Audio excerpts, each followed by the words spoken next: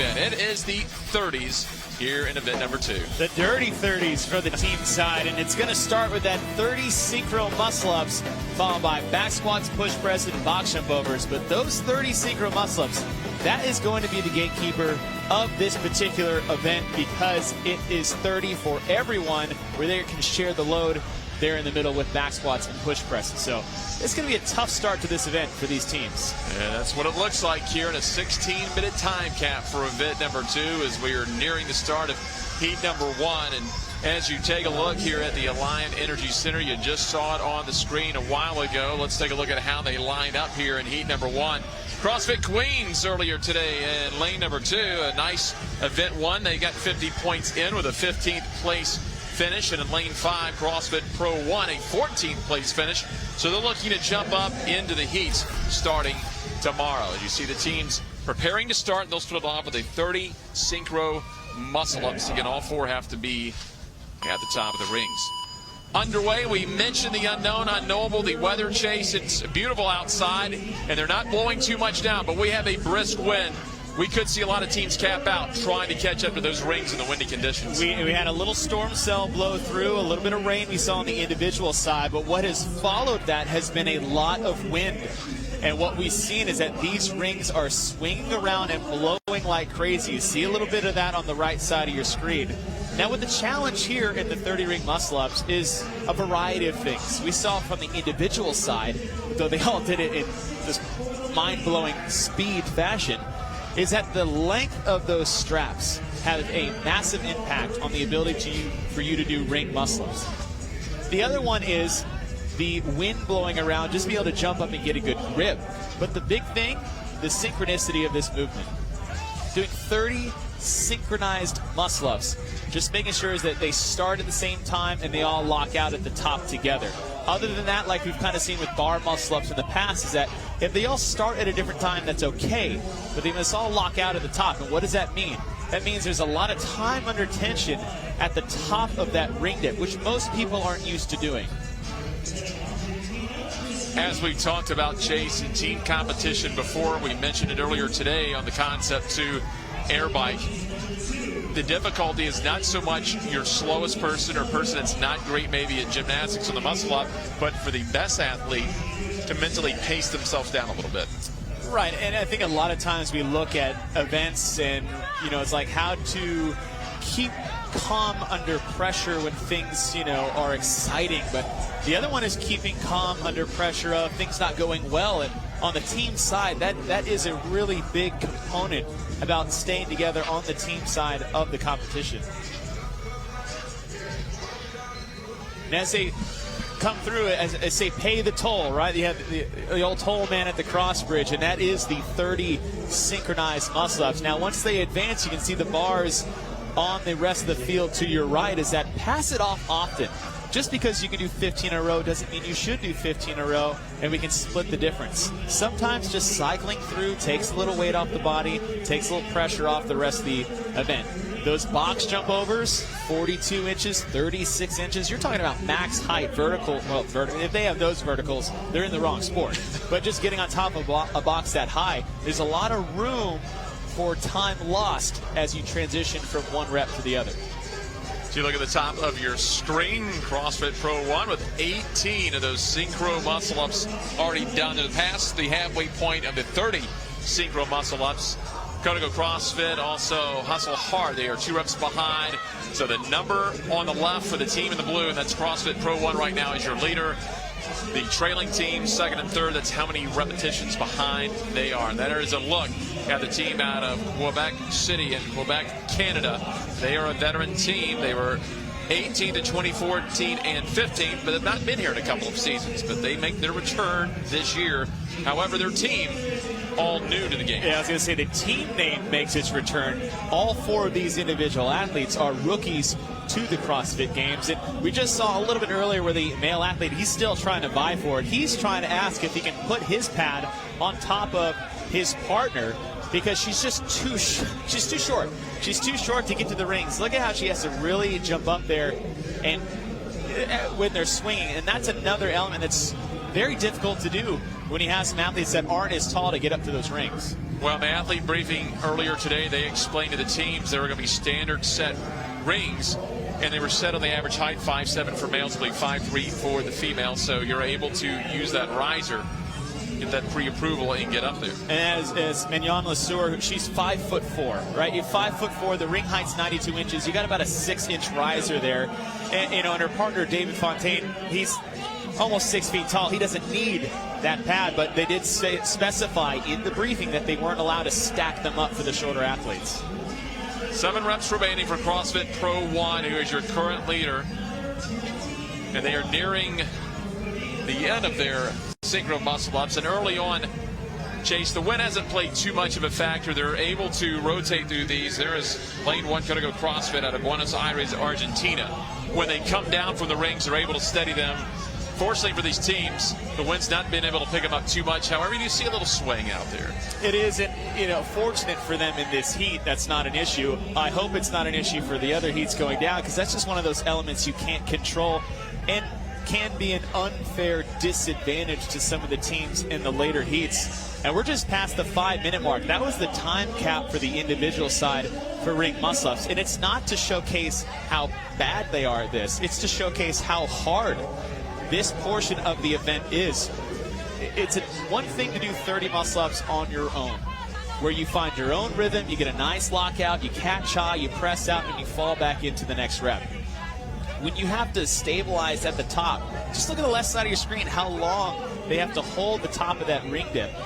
It makes it so much harder. I can't explain the challenge that these 30 muscle-ups are for these teams. CrossFit Queens had a nice event one finish. They've had 50 points with a 15th place earlier today. Didn't expect to qualify a season ago, but they did get into the games, finished 26, trying to move up. They've got some veterans out there. Astoria, New York, 6th in the East, and got in.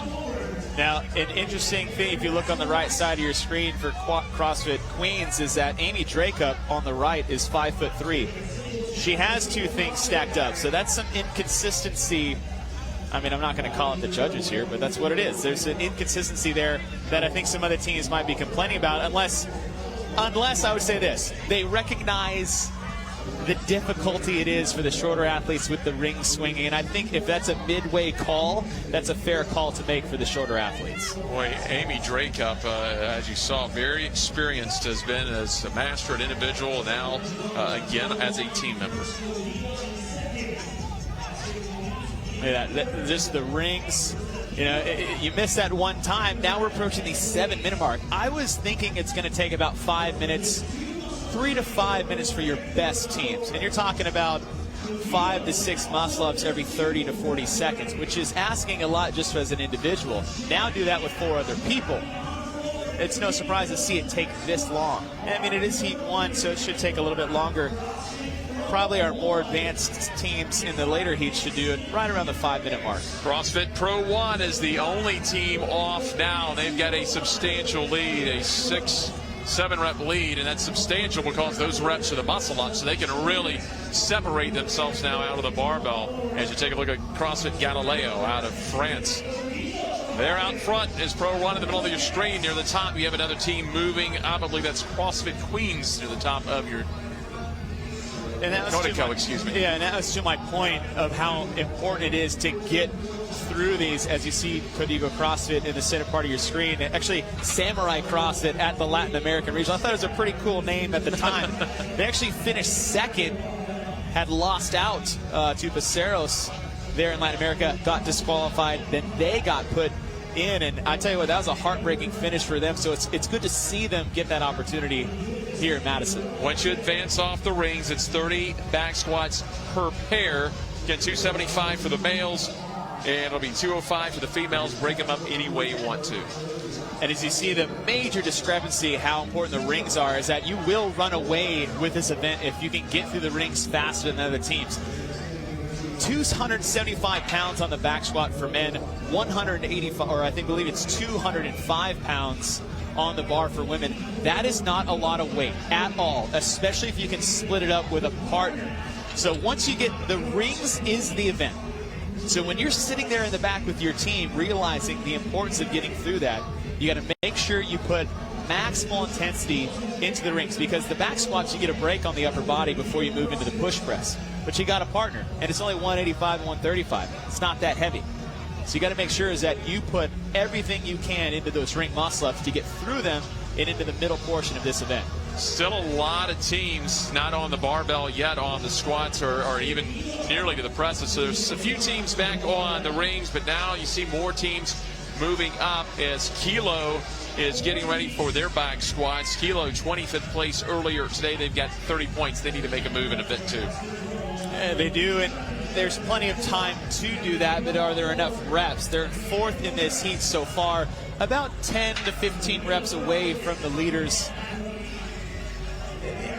And it depends here, it's like, because it's not just how fast can the guys get through the back squats, but how fast can the ladies get through the back squats. They cannot advance once they've done a collective 30. The synchro part is over, save for the box jump overs, but that's even in pairs. It's just get the work done as fast as you can and move on to the push presses. Pro 1 racing their way to the next set of barbells. Here we go with the push presses. 185 for the males, 135 for the females. Top of your screen, Código CrossFit out of Argentina moving along. So they're starting to close the gap a little bit. Let's see how they get through the 30 push presses. Now what you want to see here is the fastest reps you can possibly cycle through until you start to slow down. And what we want to see is that we're just dipping and driving from the knees, but we don't want to see that rebend. That's not allowed here on the push press, where it's as the bar's going up, you kind of see those knees buckle twice. That's a push jerk. Makes it a lot easier to get the reps on. And we'll see a little bit of that as athletes are trying to go fast or they start to get tired. And that's what the judges will be looking for in terms of the push press. And that's such a good point, Chase, because you get going fast in your metabolic conditioning, whether it's an event here or a test, and you're thinking shoulder to overhead, and sometimes you forget what's going on in the bottom half of your body. So one fluid motion straight up here. Pro 1 Montreal again, or the CrossFit Pro 1, excuse me, your leader here in event number 2, heat number 1, as we are a little less than 5 minutes away from the 16-minute time count. The top 5 right now: CrossFit Pro 1, Código CrossFit, CrossFit Queens, CrossFit Kilo, and Hustle Hard CrossFit are your top 5 here in heat number 1.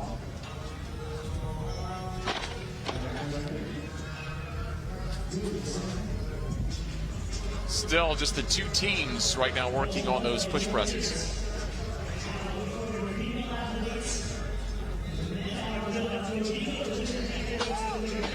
Here's a look at Hustle Hard CrossFit in lane number 8 out of Riviera Beach, Florida. We saw them, you and I did, down in the Atlantic, where they finished 5th. They're a 3-time Games veteran team. They squeaked in by the skin of their teeth getting to the CrossFit Games this year. This is a perennial Games team. Hustle Hard CrossFit is one of those that are always in the mix at the Games. They had a bit of an issue at the regional, and it really had to do with actually Pierre in the center part of your screen. You know, this guy is a big boy. He's 6'1", 215, but he had the flu at the Atlantic Regional, which really kind of hurt them at the Atlantic. They made it up here. Should be feeling better. The guy can lose some weight.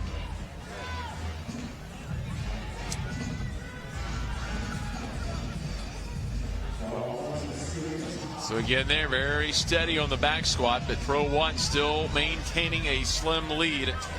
3rd straight Games here for Lauren Herrera. All on a team.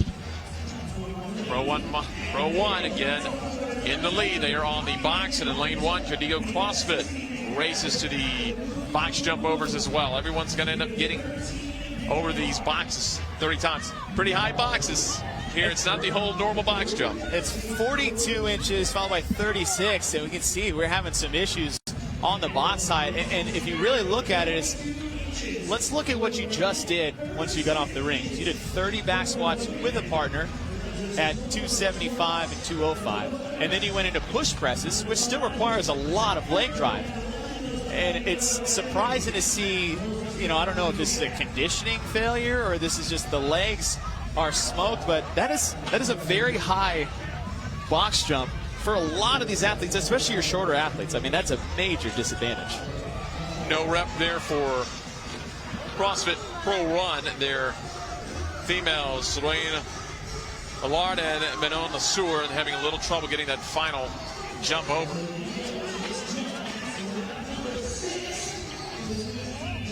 Again, just over 2 minutes remaining in a 16-minute time cap.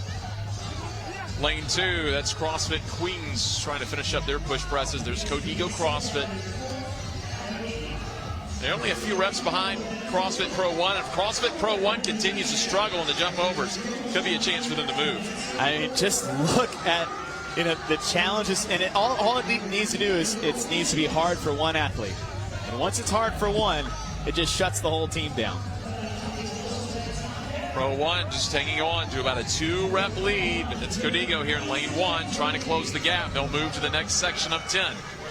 I like that. He goes right to the box and gets the first jump out of the way. What we've seen with Codigo CrossFit in this lane and Pro 1 is that both of them do have one athlete that is struggling a little bit on these box jump overs. And they mentioned the athlete briefing. You have to take off of 2 feet, but you can make the step or two. Now, however, you cannot back up 10 feet and get a big running start. Yeah, usually when you get that big running start, you end up leaping off 1 foot, landing on the other. So there does need to be that 2-foot takeoff. And, you know, some interesting strategies where you see like that kind of jump to jump. That is not how you do a box jump over, right? You need to step into that with 1 foot. That's classic. But that jump to jump, you're not going to get as much out of that as you possibly can. I think it kind of deadens the movement just a little bit. 40 seconds remaining here in Heat 1 as you see Pro 1 just go off the screen to the left. So CrossFit Pro 1 still maintaining their lead. They're getting a push, but they are staying about 2 to 3 reps ahead. 30 seconds remaining here in the 16-minute time cap. And that's a hard position to be in. You know, Pro 1 on the left, Codigo on the right. Is that, you know, you're just that athlete struggling, and I think that's Manon Lesueur's 5'4", right? You're 5'4". The box is basically looking you in the eyes when you bend down to jump over it. And, you know, there's not a lot of confidence there that you need to get over that box towards the end. There's the cap. I thought a lot of teams were going to cap, but I didn't think all were going to cap. But CrossFit Pro 1 is your early leader through just 1 of 4 heats. Muscle ups, as you mentioned, Chase, took a little more time probably than we anticipated. Time and maybe not enough respect when you look at it on paper. It's like 30 ring muscle up, synchro. Okay, no big deal. We'll do it in a couple sets, 5s or 6. This is the whole event, the 30 ring muscle ups. The team that can get through that the best are going to have clear sailing through the rest of this event. CrossFit Pro 1, your early leader, a cap +5 of 3 heats remaining here in team competition at the 2018 Reebok CrossFit Games.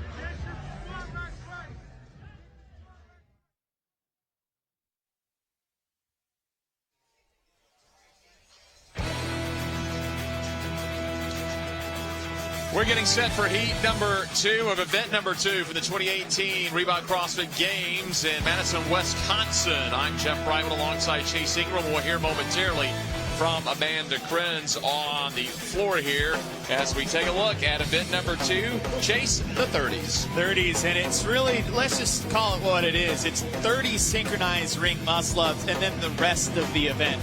And that's how it's going to start off. We saw it shut down teams north of 7 minutes was the fastest time we saw to get through those. And then you have the back squats, the push presses. It's really bracketed pretty tough. Those 30 box jump overs at the end that all athletes have to do for the total amount of reps. It's going to be tough. Let's take a look at how they line up for heat number 2 of event number 2. A lot of teams trying to push their way up here on day number 1.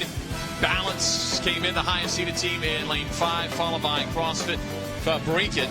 Double teams did well. Billings in lane 8, a 13th place finish earlier today. But we have a little wind out there this afternoon for event number 2 and a lot of different strategies. Amanda Krenz on the competition floor. A lot of these teams are going to play it different, especially Amanda Superhero CrossFit. Superhero CrossFit's coach talked to me before this event, and he said their strategy going into this is to do 10 sets of 3 muscle-ups. The reason why is because 3 of their 4 athletes, every time they do a rep, are going to get into that locked-out position, and they're going to have to wait for that 4th athlete to get into that same position. So while they're waiting, they're under tension. They're doing work. They figure if they can just do 3 reps at a time, they're going to diminish that amount of work, diminish the fatigue that they're going to feel throughout those 30 reps of muscle ups. We'll see if it works.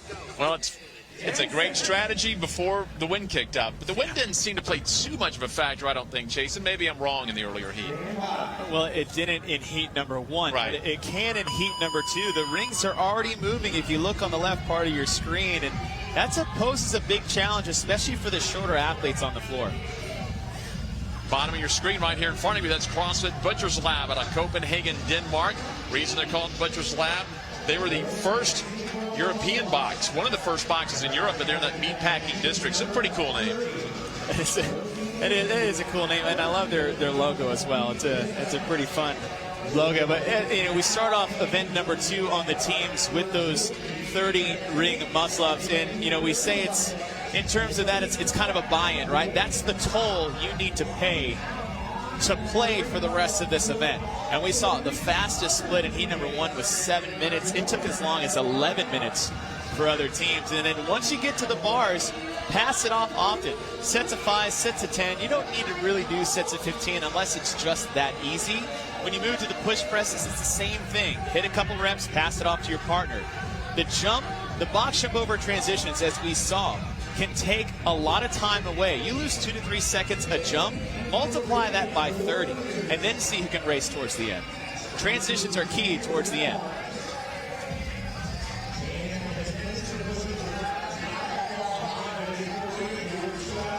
Lane number 5, CrossFit Balance, 3rd in the Atlantic out of Washington, D.C. They were Christy Atkins. They are Christy Atkins, Jim, but she is not competing this season. That's a long-time individual vet team last year, but you see their roster this year. No Christy, but they did well. Got back to the games. Yeah, becoming a mom. There you go. Pretty good reason to sit the year out. And what you see with CrossFit Balance is they had a fantastic event number 1. Took a 5th place finish, sitting in, well, it's only been 1 event, so sitting in 5th overall with 76 points. And I like the strategy. Short reps, good breaks, make sure you're ready, and then communicate. We say communicate ad nauseum, and we'll say it for the rest of the weekend. But if you're that weak link and there's one person that's not as good as the other 3, is just tell them what you can do. And I think the hardest thing to do as a team member is not be the best one, but it's to be, well, I don't want to say the worst one, the one that's not as good as everybody. Where you just speak up and say, hey, I can't do this. But that's almost more valuable than having someone who can pull the weight for the rest of the field. Being able to communicate the fact that you can't get it done helps the team more than just pretending you can do it, because then they don't know what's going wrong. Right now, you take a look at lane number 9. That's CrossFit PBM out of Pretoria, South Africa. They were 4th in the Meridian in the regionals. They had a team back in 2014. They have Gerhard Vandermeer, who is a games vet. See some new athletes out here as well. You see the countdown, making sure everybody's ready. And that's what you want. You want the team to be together and on the same page, but you need a floor general out there. That's the captain of the team, the one steering the ship. How many reps are we going to do as a team? How long are we going to take a break? Who's going to be doing what once we get to the back squats and push presses? You need that person on the floor. Your coach can't always communicate that from the side of the competition field. Back to CrossFit Balance, so again at a 5th place finish earlier today. Right now they sit in 4th in this heat. And again, every team in heat number 1 capped out. So any team that is able to complete the 30s here in heat number 2 would have the overall lead with 2 heats remaining. And Balance out of heat number 2 earlier today, already a very, very good finish in the top 5. Well, you take a look at the wind chase on the left side, off to the left, and balance superheroes rings all over the place. Now you're seeing starting to pick up here in lane 5. And we said it before, it's just one of those elements that comes into play when you're at the CrossFit Games. We had rain on the individuals when they're doing CrossFit Total. Thankfully, we didn't have any rain on the crit race. Gosh, that would have been a disaster. But, the wind, these long straps, is just part of competition. That's what happens. You got rain in outdoor arenas in football or snow, and the home team's used to it. That's just sports. So again, starting to count as they get near. CrossFit Fabric in the lead right now. They have 5 synchro muscle ups remaining, now down to 4. So they're nearing the end here with a little over 4.5 minutes into the 16-minute time cap. And again, if anyone is able to finish heat number 2, they would have the overall lead with 2 heats remaining. And I'm looking at the numbers. They were at 21, now 24, now 27. I think they're taking a little bit of a page out of Superhero CrossFit / Fraternity's playbook, and it's just set to 3. Set to 3, maybe every 20 to 30 seconds. Get the work done, have very minimal no reps, and then once you can get through, race to those back squats and push presses to get set for those box jump overs. There is a look at CrossFit Fabriken out of Malmö, Sweden. They were 4th in the Europe Regional this year. They've had a few teams in the past. A couple of Games vets, they're females, Karen Deek and Philippa Firm. Firm 3-time Games team athlete, so she's one of the younger athletes out here in team competition, and Deek a Games veteran.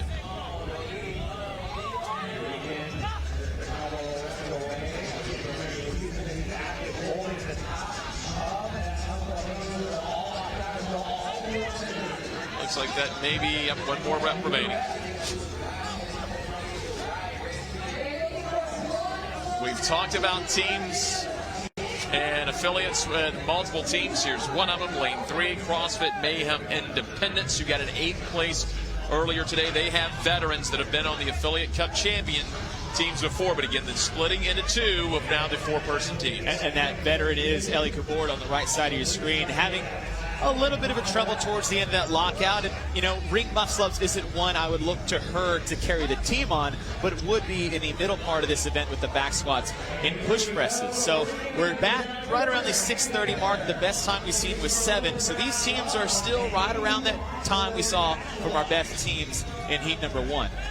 We get to the second part of this test in event number 2. We're going to go from some gymnastics work to the barbell. 30 back squats per pair, 275 for the males, 205 for the females. And again, it's CrossFit Fabriken, the first team to get out there to the second part.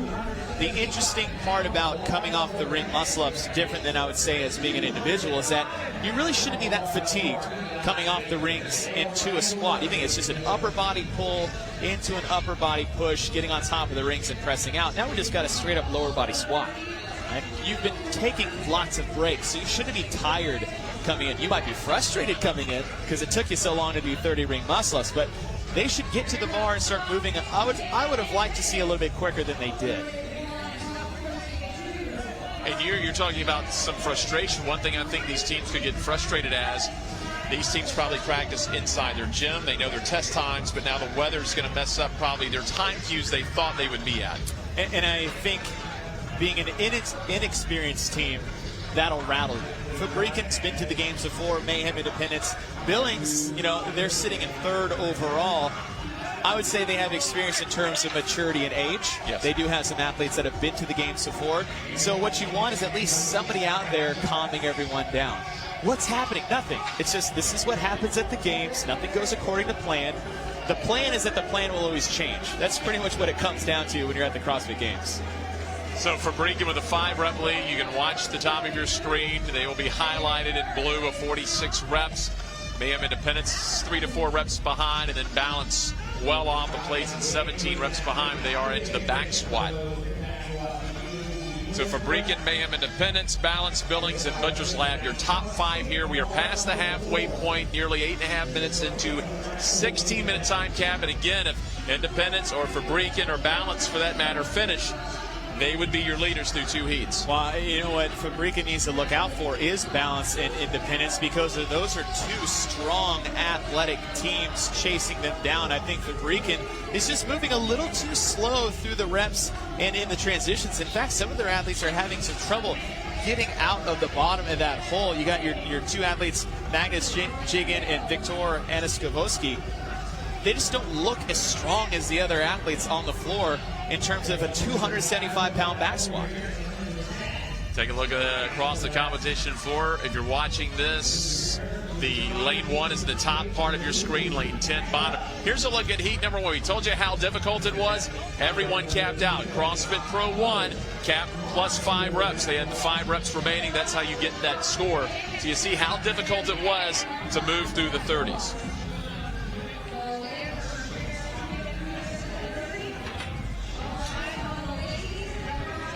Few teams remaining on the muscle ups. A little over half are now on to the barbells before they get to the boxes. Mayhem Independence, lane number 3. And that's Kristen Miller. Again, we referenced it earlier. Former OC3 team member, and OC3 currently trailing by just 6 points in second place. And here's what I was talking about, losing time and going slower than I would expect for some athletes to do, is that Fabrican in the center part of the field had over a minute lead on Mayhem Independence sitting up in lane number 3. That lead has been dwindled down to 5 seconds, so they lost over a minute in 30 reps on the back squats.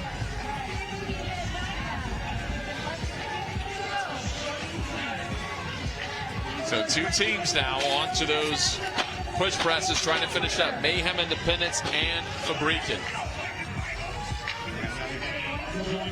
Most of the struggle I've seen on Fabrican's side are between these 2 male athletes, Victor and Magnus. And Magnus being the taller of the 2. Just that 185, I mean, that is a struggle you don't expect to see at this level at the games. But, I mean, think about that. You just did 30 synchronized muscle ups. That's going to blow your upper body up pretty good. And then the legs are going to get taken out because of the back squat. So push presses after that, I think, is deceptively challenging after the first 2 implements of this event that maybe people kind of breeze through because they're just staring at those boxes at the moment. They don't think about how hard this could be in the middle.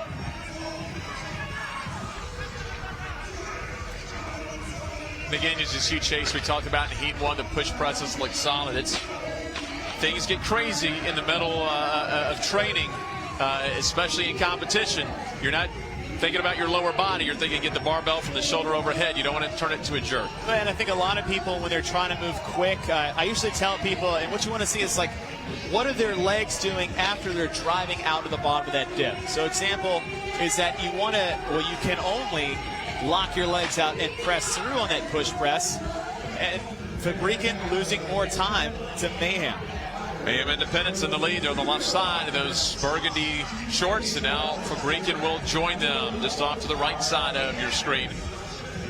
Guys in those army green tops, the females in the maroon tops. There in the middle, up top again is Independence, CrossFit Mayhem Independence out of Cookeville, Tennessee.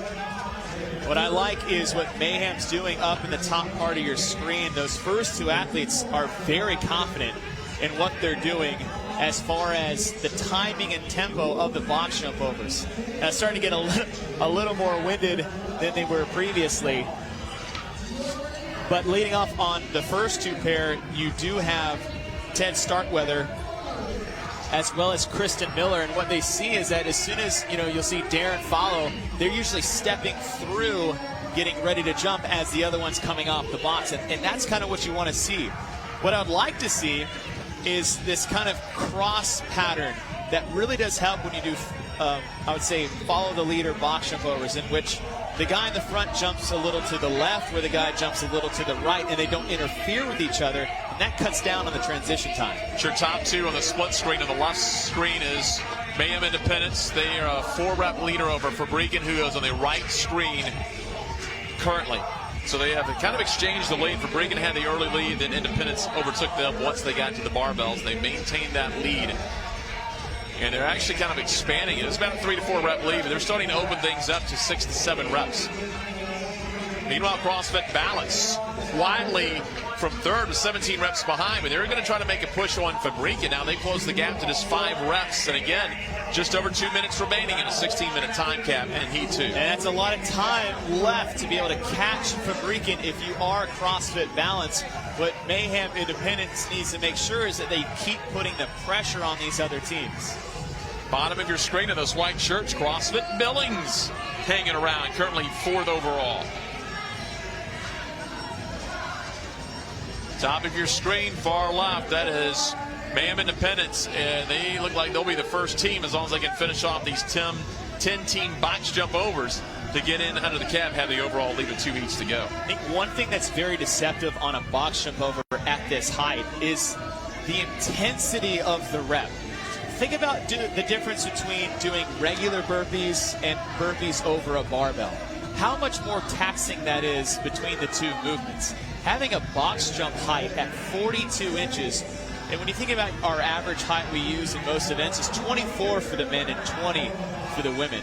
Now add 18 more inches to that. How much of it, like I said, the intensity of the movement, I think it cannot be overstated on how challenging a box jump over is at this height. Less than a minute remaining in the 16-minute time cap. You see Balance, rather Fabrican moving forward, and Fabrican looks like they may hold off CrossFit Balance. Again, top of your screen is CrossFit Mayhem Independence, who is going to have the overall lead, and they'll be the first team to get in under the cap. So they are in at 15:25.1. Right now they're your overall, not your overall, but your event leaders through 2 heats with 2 heats remaining. See almost a little bit of a misstep for Victor on Fabrican's side.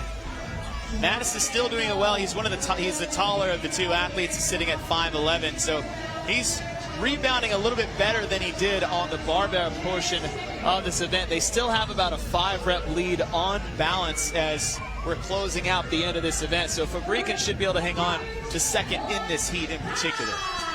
Well, one team's finished through 2 heats, and it is CrossFit Mayhem Independence with a 15:20. Just a fraction of a second over that, 15:25.1. The only team to finish, and no surprise, the team out of Cookeville is fighting for a top 10, maybe even a podium spot. Well, they're sitting in, like I said, they're sitting at 8th overall after event number 1. This heat win, the only team to finish so far.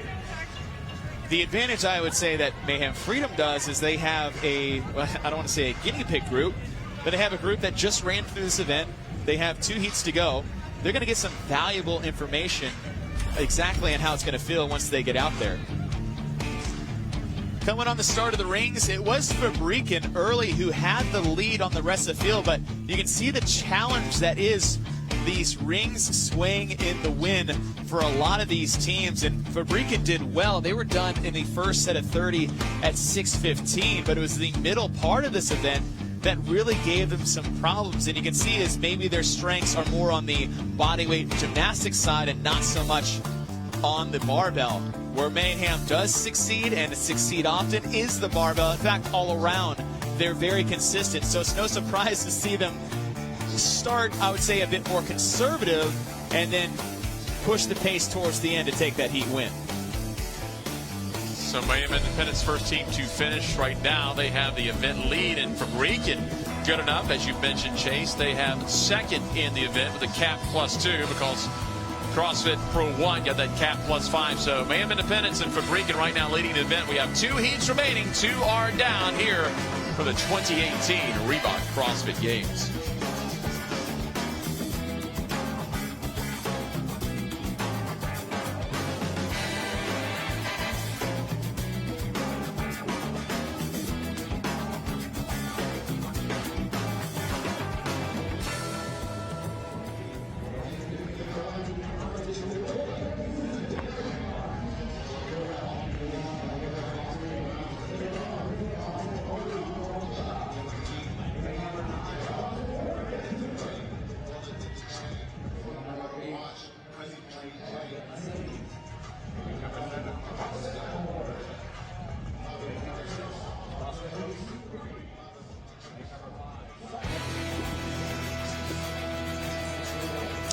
Well, the new North Park Stadium in Madison, Wisconsin, at the Alliant Energy Center. It's Heat 3 of event number 2. I'm Jeff Brightwood alongside Chase Ingram, Amanda Krenz on the competition floor. As we have 2 heats remaining here, only one team has finished event number 3. We've had one event earlier today. This is how they stand. Mayhem Freedom with 100 points. And OC3, they're trying to break through and be that team that gets on the podium and Reebok CrossFit Run. They've got some individual veterans. They're a one-year veteran team with 88 points in the bag. That's how they stack up through the morning event as they'll get ready here in the next 2 heats to try to grab 100 more points. Beautiful day here as we get set here for the 30s. Starting off with those 30 synchro muscle ups, just look at what the wind is doing to the rings now, swaying around like crazy. That is going to be a massive disadvantage for a lot of these teams in heat number 3. And then we move to the barbell portion. 30 back squats, 30 push presses that the athletes can split any way they want, and then 30 full team box jump overs at 42 and 36 inches.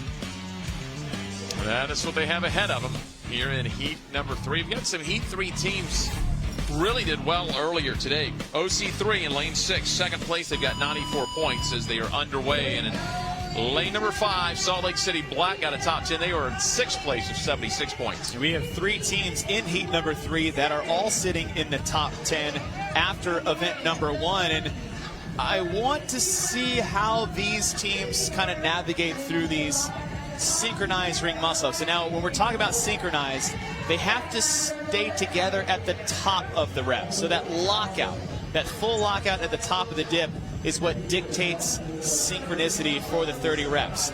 Pay the toll. It's the buy-in to the event. It is the event. It's the 30 synchronized muscle-ups. Once you get to the middle, pass the bars off. Sets of 5, sets of 10, whatever's easy for you. Doing 15 to 20, I think is unnecessary when you're thinking about what the important part, and that's those box jump overs at the end. The transitions we saw, especially on Mayhem Freedom, is what saved them a lot of time. Just think, 2 to 3 seconds a rep is the difference between a minute to 90 seconds between you and another team. Well, the muscle-ups are this chest, this event to get through them, and we've talked several times in the prior heats about the win, and it's kind of playing a little havoc with some of these teams. Amanda Krenz, you're a little bit closer down there. Isn't it as severe as it looks on TV? I don't even know if I would call this wind down here on the competition floor, but it is definitely a significant breeze happening, and you can see it when you look at the rings that they are blowing around just a little bit. I just talked to the female athletes on CrossFit Billings as they were exiting the competition floor after the last heat, and I asked them how much of a factor was this breeze, and they said it was a huge factor. Obviously it added seconds if not minutes to their overall time, so we'll have to see if these athletes are indeed prepared for the unknown, unknowable, which includes all types of weather conditions here at the CrossFit Games. And quickly, Amanda, as you sit on the competition floor and have a better view of that, does it look at all like the outer lanes are hit more by the wind than the center lanes, or is it pretty evened out? The only judge that I would have of that is looking at the flags that are flying around the perimeter of the stadium. They are basically horizontal right now, so there could very possibly be a little bit of a difference in the way the rings are swaying with, there you can see the flags around the stadium here, but the way maybe the rings in the middle of the rig, in the middle of Zeus, are slightly more protected. Maybe the rings on the outside, closer to the perimeters, are getting a little more of a breeze factor. Either way, it's really annoying to these athletes. It's going to add time to their competition, to this event today. Well, CrossFit Melbourne with the lead. They've already got 20 and now 21, and they're not yet at the 3 minutes, so we've seen Chase, 5-6 minutes to get through the 30 muscle-ups, maybe a little bit longer today, but Melbourne seems, I wouldn't say have it figured out, but they're being consistent at moving through this. Very consistent. And when you look at the strengths and weaknesses of this team, is you go down the list, we talked to them a little bit earlier, and I read gymnastics grunt work, grunt work, high work capacity. That is what this event is. So when you have a group of 4 athletes that all prefer gymnastics and grunt work, this 30s event shakes up very well for CrossFit Melbourne. Second place in the Pacific. They were the first affiliate to open in Australia. They are back to the games the first time since 16, but they've been there 4 times. They've got some vets. Penny Kim was on CrossFit Yaz's team 1 year, but she's been on all of the Melbourne teams. The 1 year they didn't make the game, she was of Yaz, so she is a huge veteran. Well, that's because they were missing her. That's right. There you go. They went to the wrong gym.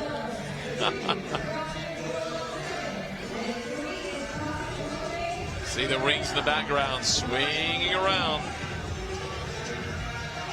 Have to get things steadied up here.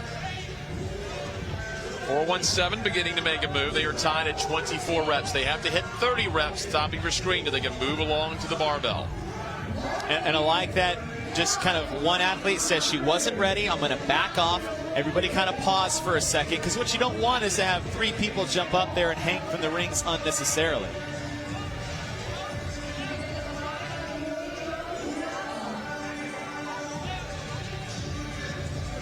Then the athletes must be at the top. So Melbourne at 417. Dead even at 26 reps.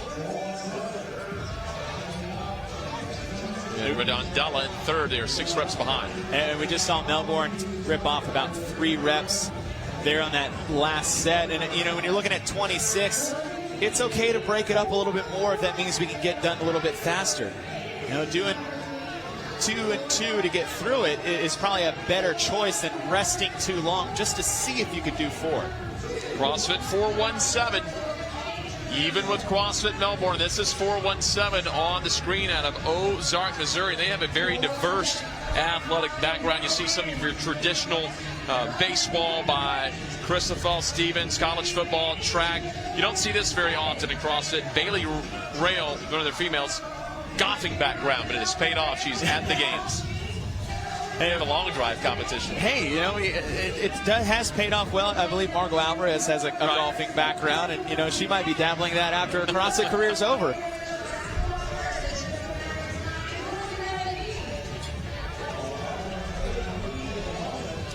And, you know, CrossFit 417, this is a team that's been around a long time.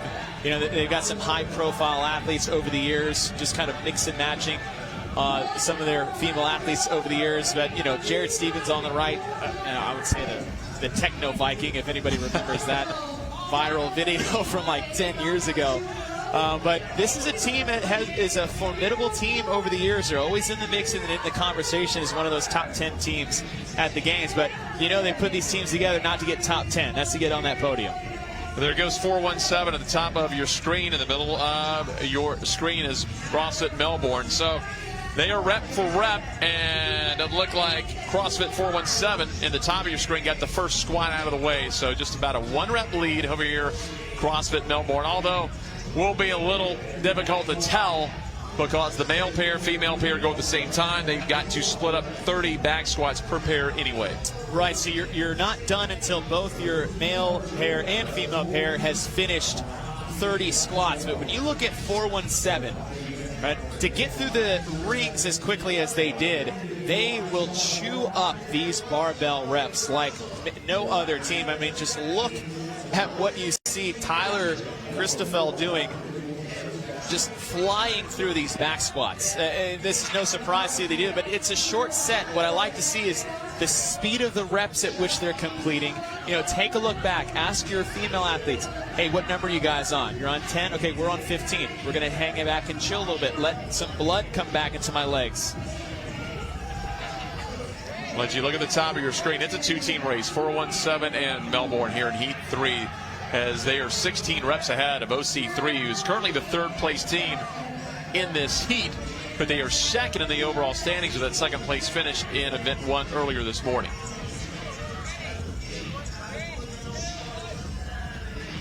Nearing the halfway point, again, a 16-minute time cap, and again, 417 and Melbourne in the lead. Here is OC3. We just talked about out of Davenport, Iowa.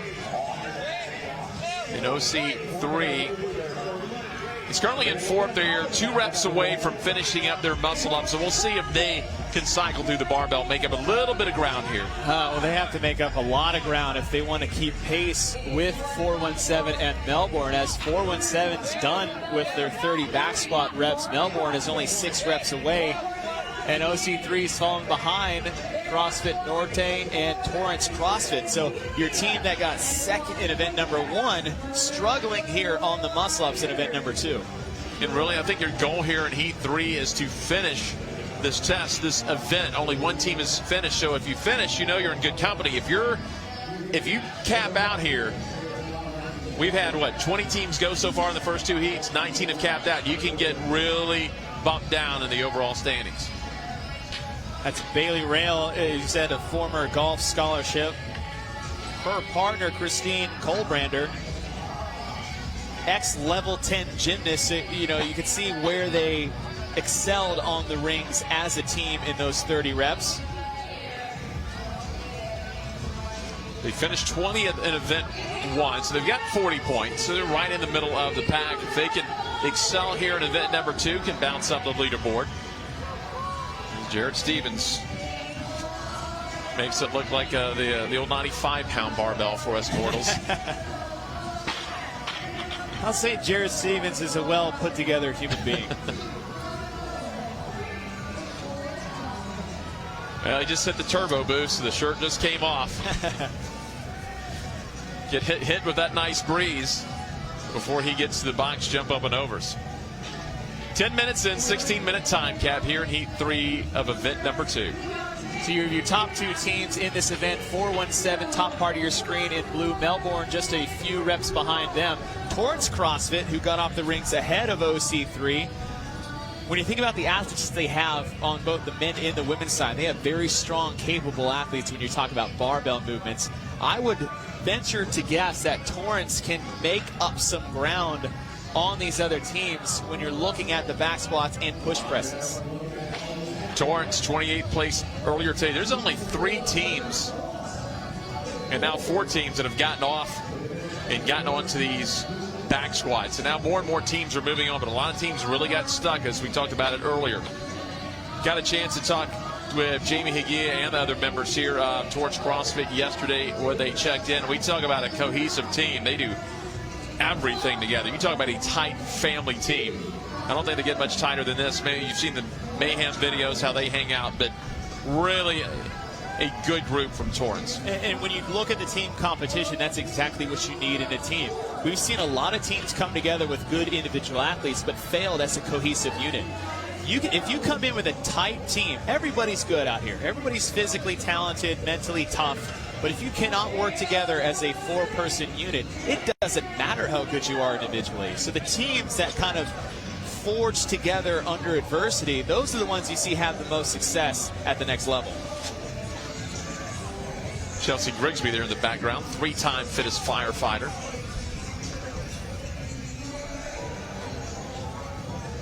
This finishes the lockout. 417 still with a pretty solid lead. Yeah, 417's looking good, pretty comfortable where they're at. Melbourne getting done with the push presses, but Torrance, like I said, is they're making a move on the middle barbell section here in heat number 3. Lane number 2, 417, the lead here in heat 3, a 14-rep lead over Melbourne. I think the big advantage they have is that word in general. You got both male athletes 5'10", 5'6". Female athletes 5'6", both of them. So that height of the box, not as much of a disadvantage on some of the other athletes we've seen go so far. You know, when you're sitting at 5'4" or under, or on the men's side 5'7" or less, that is a hard box to get over, and you're just a disadvantage to your height. And I think a lot of people, I'll say this, a lot of tall athletes are going, about damn time you guys had something hard to do because you're short. Last set of boxes, the number at the top of your screen, we're looking for 121. That's 120 reps within this event, plus getting across the finish line in the end zone in the background. That's 417 on the left split screen, Melbourne on the right side. And 417 looks like they will finish this event, and as long as I think they don't have any kind of implosion, should have the event lead, because Independence was at 15:20.51. And I talked earlier about transitions being the key here towards the end, other than the ability to just jump over the box in general. But watch the timing. Jump over, land, step up, jump over, land, step to the box right when they're finished. That is where you're going to beat other teams. towards the end of this event is saving seconds, not necessarily going fast, but saving seconds in transition time is the key. Boy, they obliterated the only team that's finished Independence. Independence is at 15:25.1, at 4:17, 13:39.43. And I'll say it wasn't because they were fast necessarily on the first 3 quarters of this event, but how many times do we see Mayhem's athletes take breaks just because getting over the box was too hard? I said it earlier, if you lose 2 seconds a rep, that's a minute. And it's that easy. 1, 2, you do that 30 times, you've lost a minute. Now make it a minute and a half. That's where 4:17 separated themselves from Mayhem Independence. Melbourne still 12 reps away, so they've not advanced. Now they'll advance in the middle of your screen. Here they are on the front of your screen into their last 10 repetitions. And they've got about 90 seconds here to get in under the time cap. If they can finish under the time cap, they'll be 3rd in the event with 1 heat remaining. And after a 36th place finish earlier today, need to move up a little bit, kind of get yourself in a little bit of position Friday again to make another move. I mean, we got a long weekend ahead of us. This is just day 1. We have Friday, Saturday, and Sunday coming up, but there is something to say is, you know, maybe you didn't open up as well as you wanted to, but finishing a day on a good note can have such a dramatic effect on your team's morale. You have a whole night to think about it. Tomorrow you have a rest day, so you have a whole nother day to think about it. How do you see your team handle that failure or success in that break time coming into Friday? Well, they're likely going to be 3rd overall in the event, because here comes the 15:20 mark. That's where Mayhem Independence finished. They're going to cross. So that's a 13 to finish event number 2. They will be 3rd with 1 heat remaining. And again, that is CrossFit Melbourne. The team that's taking a bit of a hit, we've mentioned them earlier, is OC3. They're 4th overall here in this heat. They're going to end up capping out with all the teams that have capped out through 2 heats and 1 team remaining. OC3 will find themselves tumbling down a little bit. Here's Torrance CrossFit, and Torrance CrossFit, who had a 28th place finish, could use that today as we're coming up here on the 16-minute cap. Yeah, Jeff, you're talking about OC3 not having a good event too. When you're looking at trying to be the best at the games, when you're looking to win or get on the podium, you just can't take those losses because there's just not enough people to put yourself in between in that top 3 when you're looking to chase down a team like Mayhem Freedom has very little holes in their arsenal. CrossFit 4:17, 13:39.43 have set a pretty good pace with 1 heat remaining. CrossFit Melbourne came in with a lot of work to do after their event 1 finish, and they did just that on these 30 ring muscle-ups, doing quick sets of 3. But once 4:17 got to the barbell, they do what they do best, and that's just move some weight. Jared Stevens leading the charge for 4:17. But where they pulled away from everybody was the quick transitions for their athletes on the box jump overs, and it definitely came down on the women's side. You're talking about 2 athletes that are 5'6" and taller between Christine and Bailey, and that really helps on your team side if everybody can sprint through those last box jump overs. It's an exclusive club in event number 2. 4:17 Melbourne and Torrance CrossFit have joined Mayhem Independence in the teams that have finished, only 4 through 3 heats. That's how they finished here in heat number 3 of 4:17, a 13:39.43 heat win. 1 heat remaining here in event number 2 on day 1 of the 2018 Reebok CrossFit Games.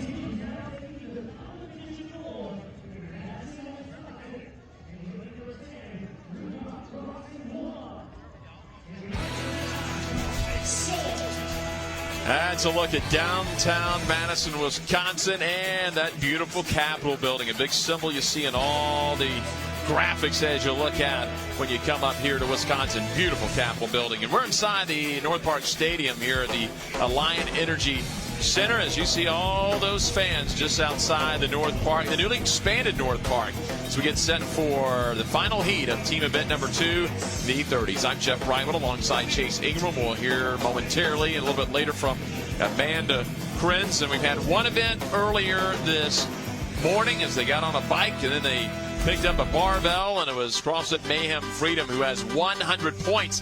After one event, it was OC3 with 94 points. We'll see where that Heat 3 finish put them overall, but they're going to take a little bit of a heat after getting second overall today. And here's what they have ahead of them in the 30s. The big thing to start things off are those 30 synchronized ring muscle-ups as a team. They'll have to do 30 reps each athlete, and then we move into the back squats. 275 for the men, 205 for the women. They can split that up any way they want. Both pairs must complete 30. Same for the push presses, dropping the weight to 185, 135. And if they get to the box, and that's where the race is going to be, it's going to be in the time between the reps, not necessarily the reps themselves.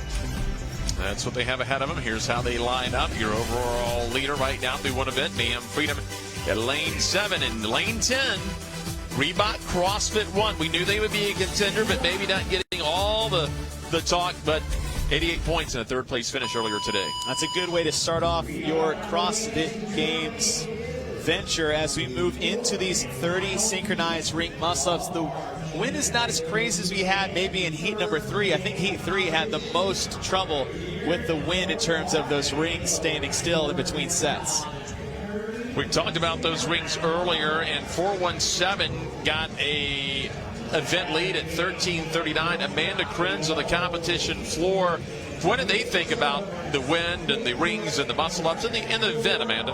Well, I can tell you they weren't a big fan of it, but they actually didn't know what to expect when they got out here to the competition floor. They didn't know about the wind. All they knew was that one of the teams from the heat before them, as that team was exiting the competition floor and they were coming on, said, hey, the muscle-ups are terrible. They didn't know that there was a wind factor going on. So what they did on the fly was they adjusted their rep scheme. They had to shorten the amount of reps that they were doing each time. But overall, still a great event for them. Thanks a lot, Amanda. That's the way you come out there, and we've talked about it, the unknown and the unknowable. Oh, yeah, it's the wind factor is an issue, but look at the length of the straps. What a beautiful example of how long these straps are. If you just eyeball it, that's over 10 feet in length. Most of the strap lengths in your normal affiliate are maybe 3 to 4 feet long, and enough to not bash your head against the crossbar when you're on your pull-up rig. And what that really does is that, think about the length of a rope you're trying to pull. The longer the rope is, the less you get from that pull, right? When you do something short, say you're trying to pull 200 pounds with a foot-long rope, the action that you have on that rope immediately affects the block. When you stretch that out over 10 feet, you have a lot less power through that because it just kind of dissipates through the length of that rope. And that's what we see with these straps and these muscle-ups. So the wind makes it hard, the length of the strap makes it hard, and now it's hard for everybody. So it's something these athletes need to adjust, like you said, unknown and unknowable. Well, you have some implements that maybe you're just not used to, and you have to adapt on the fly. And let's face it, I doubt many of these teams tested this event outdoors in the weather. Most of these were done inside the box.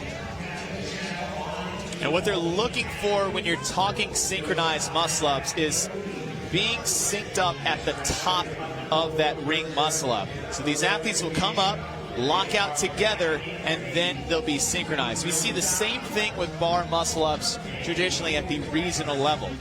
So athletes will come onto the top, lock out at the same time, and then go into your next rep.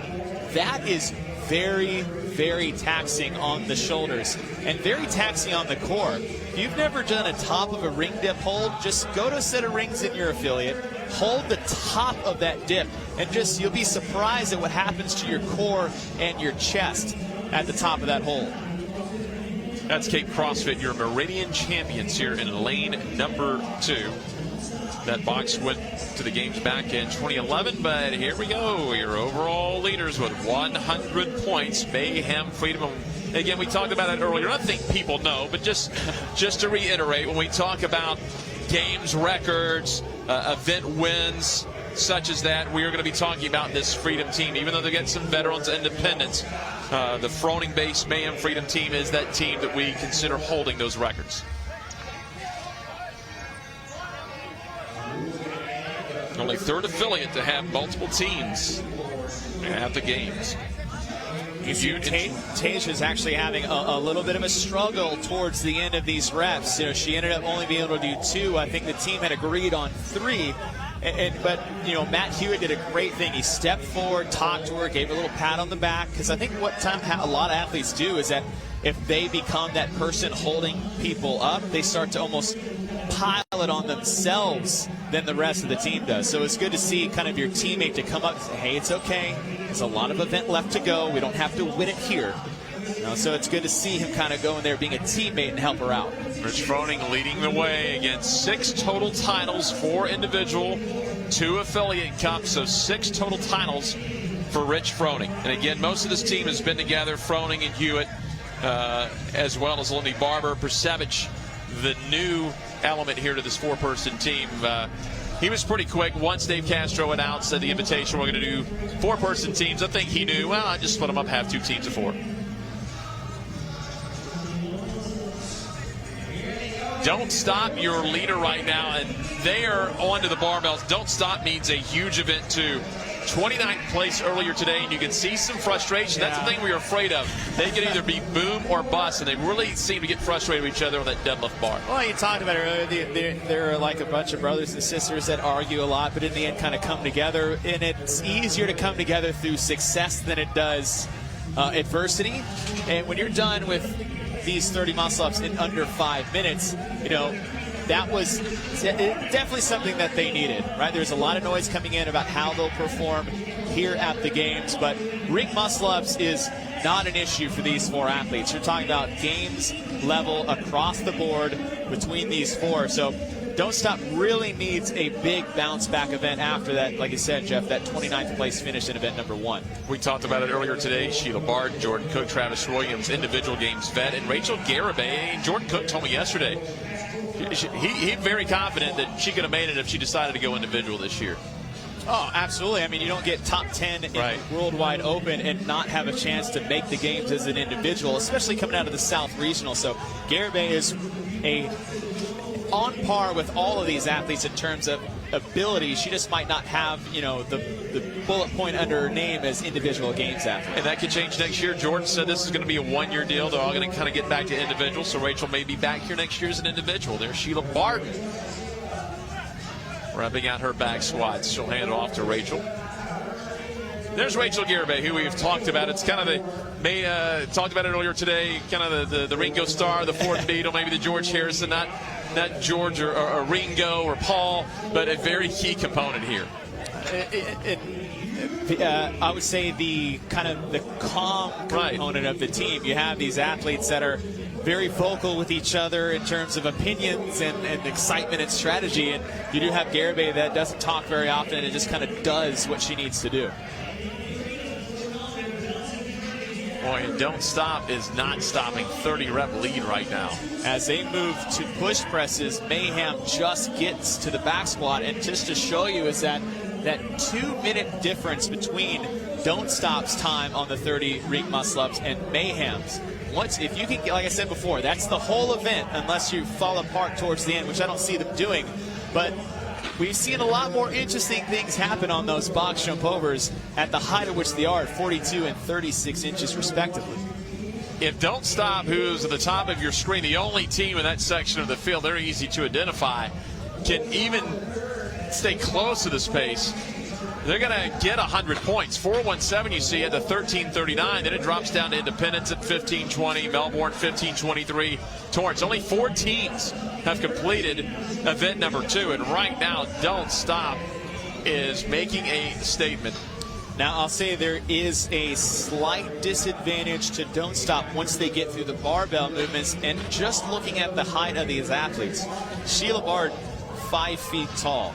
Rachel Garibay, 5'1". Jordan Cook, Travis Williams, both at 5'9". But Jordan Cook has, he has the vertical of a toddler when you think about his ability. I joke, but he's very nervous about the box jump overs. I talked to him in the warm-up area earlier. So this lead that they're coming out to is necessary because I believe these box jump overs are going to pose a bit more of an issue than it did for 417. And their strategy, Chase, may have been to race to the boxes and then be a little bit more deliberate. We'll see once they get there. They're on the left side of your screen. That's Don't Stop right now, your heat leader. And your overall leader here through one event is on the right side. That's Mayhem Freedom. Now, Mayhem Freedom on the right side of your screen. The men have been done with their back squats for a solid 30 seconds. As you can see, Lindy Barber struggling underneath that 205-pound bar. Same with Tasia. This is something that I think was an issue for Mayhem last year, was not the ability of their female athletes, but maybe the overall strength of their female athletes in terms of heavier weights. Don't Stop on the left. They're in 29th place after the first event, and Mayhem Freedom on the right side. They are your leaders. And Don't Stop just finished the push presses. Jordan Cook gives Travis Williams a pat, and we are ready to go. I mean, there's a butt pat to your partner, and there's the butt pat to yourself to get yourself motivated going forward that we saw from Jordan Cook. And they do seem to be deliberate. Race to the box, be a little bit more deliberate here. Don't get any no reps. Don't collapse over the box. Don't trip. They'll take their time as Sheila Barton gets over.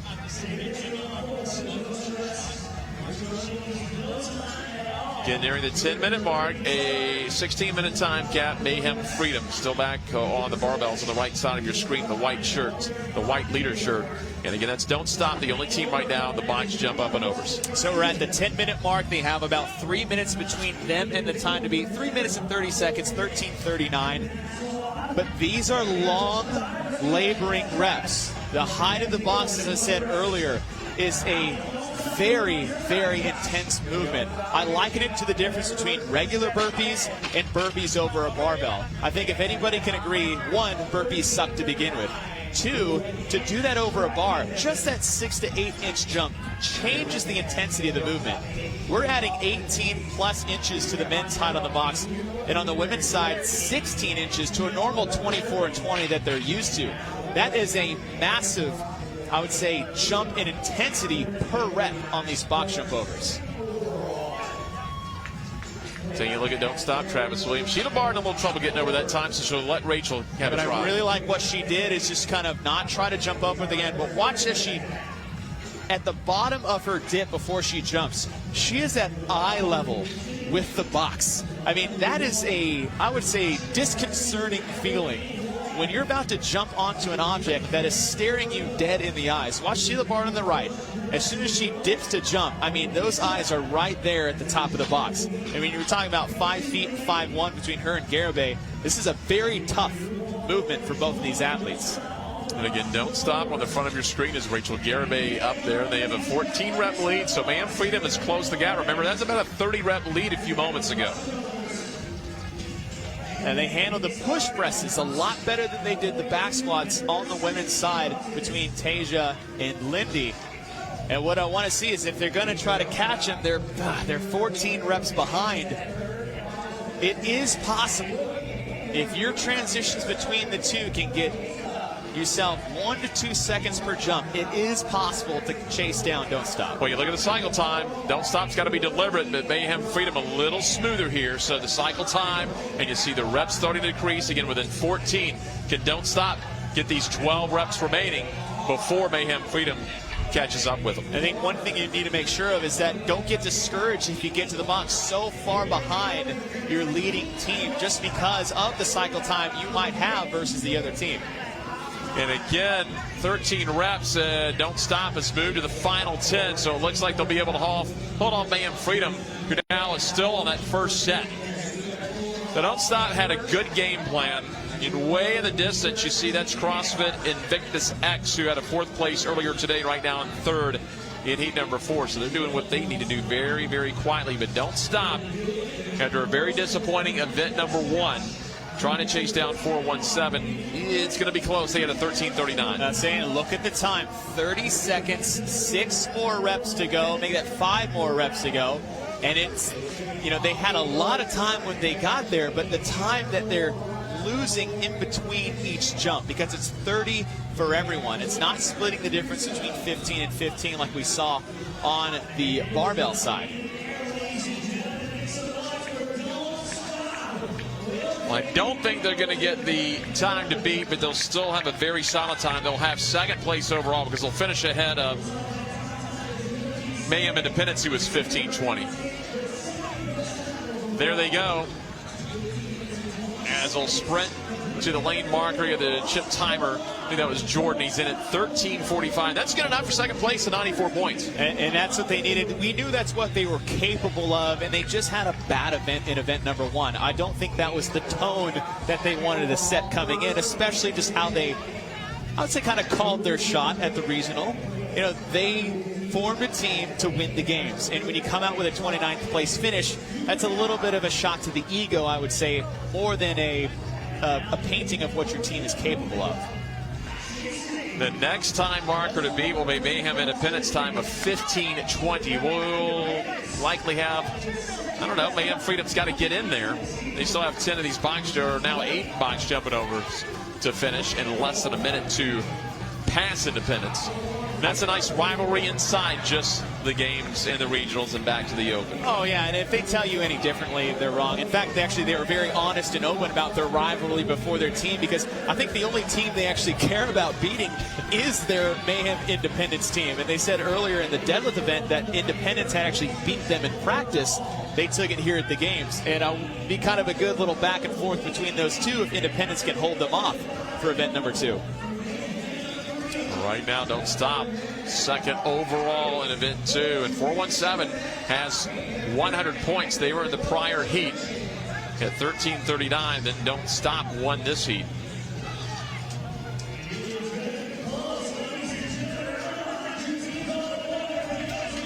And they'll be one of the few teams, Rich Froning and the crew will get across the finish line with that chip timer in lane number 7. Very good day, an event win, another top 5 for Mayhem Freedom. 15:27 overall. That should put them 4th or 5th here in event number 2. Again, not just the teams in this heat, but in the prior 3 heats. Coming up with a 16-minute time cap as Invictus X has had a solid day as well. Ooh, let's see if that chip timer registered. I don't know if the slide is worth it, but it was pretty cool looking. Well, there you go. Don't Stop, 94 points. They won the heat. They will finish second overall in the event.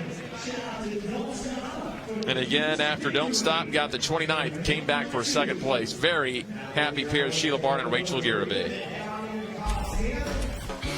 Now, Don't Stop coming in, that 29th place finish in event number 1. And you know, Mayhem came out to actually a very early lead in the heat, but towards the end, struggling a little bit on those last set of 10, and it was the sub 5-minute 30 synchro muscle-ups that put Don't Stop into the lead, and then they never looked back. I think Jordan said he thought he was going to struggle on the box. He handled that just fine, and Rachel Garibay and Sheila Barton, some of the shortest athletes on the women's side, 4 teams, handled the 36 inches just fine. Second place overall finish for Don't Stop. A great bounce back event for that team. And they are second place in event number 1 in the heat. Amanda Krenz has a chance to talk with Don't Stop. No doubt that wind was a factor in this event, but you guys are some of the fittest people on earth. So how do you adjust to that? How does your game plan change when you come out here onto the competition floor? I think the wind doesn't really affect you because you go into a zone that you don't know what's happening around you. So you look at your rings, you wait for them to be close enough, yell go, and then wait for everybody at the top of the rep. And that's where we made up time, is we would just wait for each other, where I feel like other teams weren't waiting and getting no reps. That helped us a lot.